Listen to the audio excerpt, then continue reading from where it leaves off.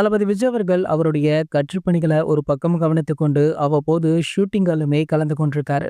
அண்மையில கூட அம்பேத்கருடைய புத்தக வெளியீட்டு விழாவுல கலந்து கொண்டாரு. இதனடுத்து பாத்தீங்கன்னா தவிக கட்சியுடைய 2வது மாநாடு வேற நடைபெற உள்ளதாம். அதற்கான வேலைகளிலுமே தளபதி விஜய் அவர்கள் ரொம்பவே பிஸியாக இருக்காரு. இதற்கிடையில அண்மையில அவருடைய தளபதி 69வது படப்பிடிப்புல கலந்து கொண்டிருக்காரு.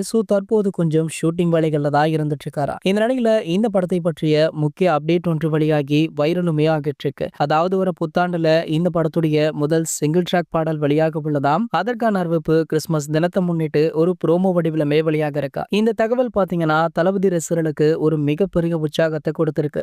அது மட்டும் இல்லாம 2 பண்டிகையுமே கொண்டாடும் விதமாக இந்த 2 அப்டேட்டையுமே படக்குழு மென்ஷன் பண்ணி வெளியிடுறாங்க.